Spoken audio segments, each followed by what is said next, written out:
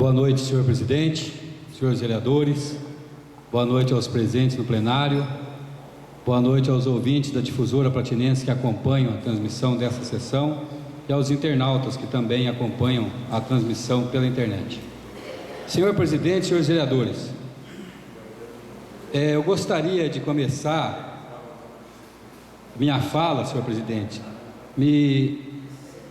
sendo solidário às palavras proferidas aqui pelo vereador Mineiro, em relação a uma importante empresa da nossa cidade, que é a Extimpel.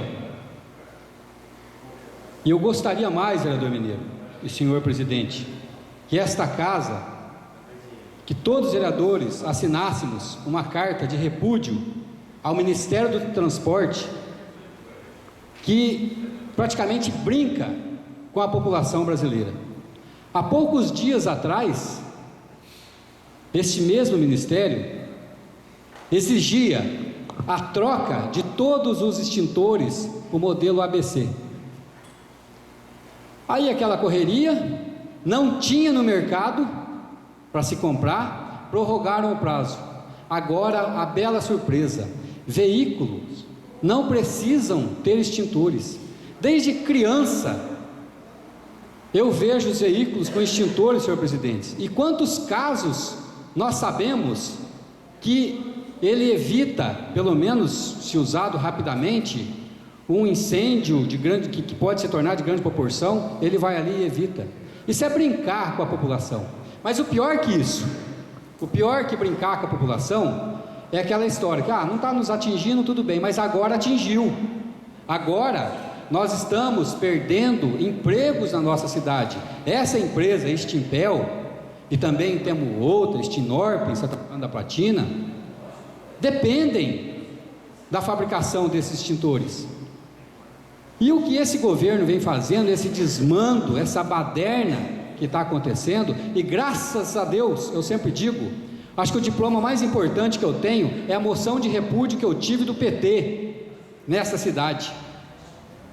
Ainda bem que não comungo com esse partido, mas atingiu em cheio a nossa cidade. Sabemos quanto? 20, 30, 40, 50 empregos. Isso para essa economia da nossa cidade é muita coisa. Então eu convido os senhores vereadores para assinarmos junto uma carta, uma moção de repúdio ao Ministério do Trabalho, e até mais, pedindo para que reverta essa situação, porque não é possível você andar com um veículo sem extintor.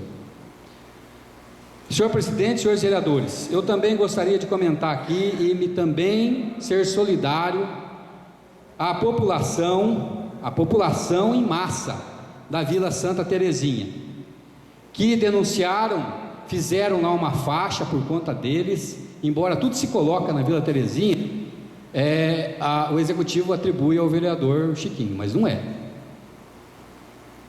Acontece que daí o senhor prefeito foi lá num dia, tirou uma foto do lado de uma máquina, não conversou com quem eram os responsáveis, os grandes responsáveis que estavam reclamando da paralisação por 45 dias que estava a obra lá, e disse que estava tudo bem, que a obra jamais tinha parado. Ora, eu até concordo que você querer maquiar uma matéria, tirar uma foto, dizer que está tudo bem, além de antiético, eu acho que também é uma coisa que não vai de encontro com dignidade, tão pregada na campanha do senhor prefeito. A população depois chamou novamente a reportagem lá, explicou novamente a paralisação, e no outro dia, coincidentemente, a máquina não estava trabalhando. Bom, todo o respeito que eu tenho pelo secretário de Obras, Orlando Pimentel, que me explicou que estava parado lá por conta de problemas da rede de esgoto, ou de saneamento, ou de água, alguma coisa assim. Eu não estou questionando aqui o problema da paralisação, eu estou questionando aqui a verdade, porque se fosse lá, ouvir da população, explicado, olha, está parado por isso, porque estourou os canos, ou sei lá o que, faltou material da empresa, a população ficaria satisfeita, senhor presidente, ficariam satisfeitos, mas com a verdade, com a mentira não. Com a mentira fica pior, como aconteceu. E o que é pior? Como eu falei, eu postei, eu dou nome, foi eu, a reportagem não colocou nome, mas fui eu postei, que dá a impressão, assim como Álvares de Abreu, assim como Bela Manhã, que ficou muito tempo, assim como nós temos quantos CMEs para inaugurar? Quantos que tem nessa cidade? Desde 2013, não é agora não.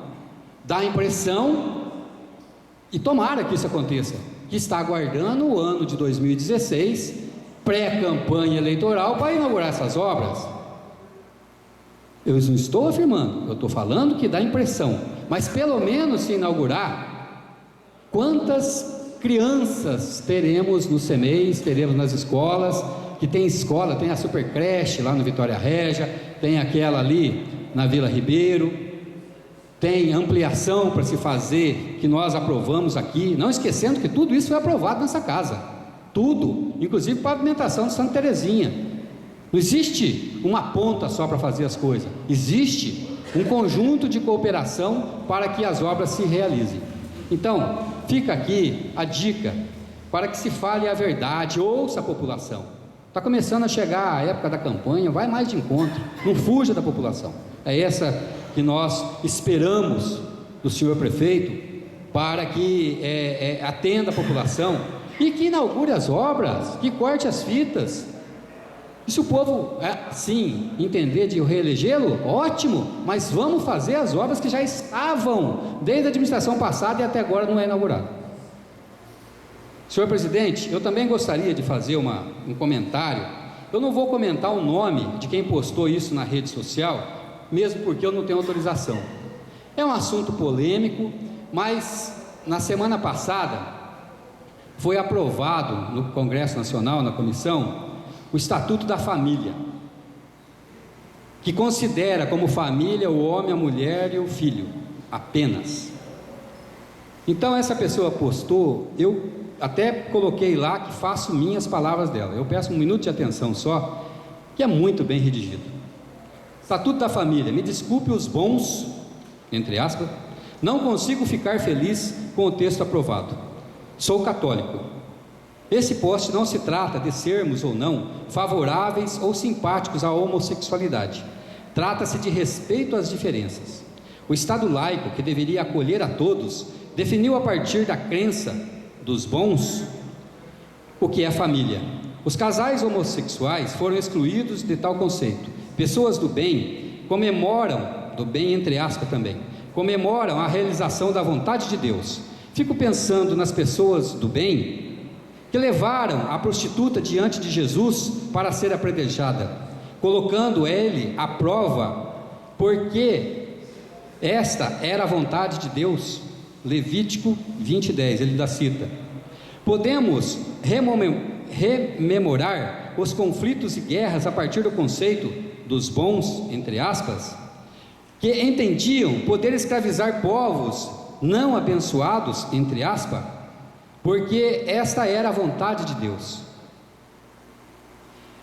E bem recentemente, nos anos 60, os bons, entre aspas, dos Estados Unidos se uniram para pressionar a Suprema Corte, visando que não fosse aprovada a legalidade da união interracial, porque era a vontade de Deus. Deuteronômio 7. Nas redes sociais e nas igrejas, pessoas do bem, entre aspas, assumem o papel de porta-vozes do Senhor e pedem orações para a exclusão aconteça. E quando questionada, defende o argumento de que não estão excluindo. Hipócrita! Quer saber se está excluindo alguém ou não? Pergunte para quem ficou de fora o que ele ou ela acha. Não é o teu próprio conceito ou entendimento, mesmo você sendo representante ungido do Senhor, que define se houve ou não exclusão com o texto aprovado. Os bons afirmam que está na Bíblia e até no Novo Testamento a condenação da homossexualidade. É verdade. E em mais de uma passagem, queridos bons e maus, a Bíblia também está escrito: disse Jesus, ame o Senhor teu Deus de todo o seu coração, de toda a sua alma e de todo o seu entendimento. Este é o primeiro e maior mandamento, e o segundo é semelhante a este: ame o seu próximo como a si mesmo. Explicando quem é nosso irmão, em uma parábola em que Jesus fala sobre o amor verdadeiro, ele define como irmão o irmão que ama, o samaritano. Lucas 10, 30, 37. É bom lembrar que naquele tempo os samaritanos não estavam entre os que eram parte dos bons. Assim como os bons, eu acredito no poder de um Deus que, se pudesse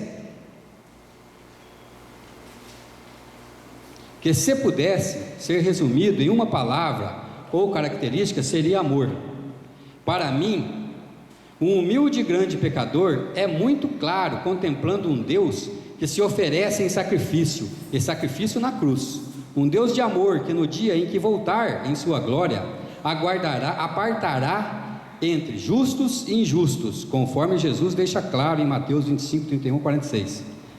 A partir de um julgamento objetivo com regras claras. A salvação depende de quanto de amor vivermos, especialmente em relação aos pequenos, excluídos e marginalizados.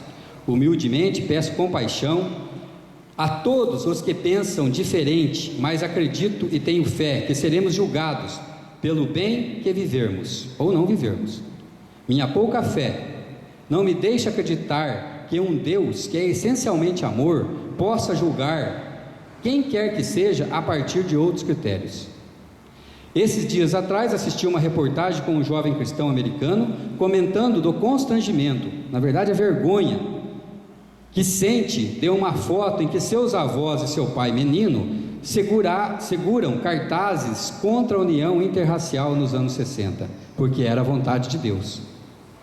Sem querer parecer herege, uma última reflexão: Jesus estaria incluído no conceito de família aprovado se viesse entre nós hoje?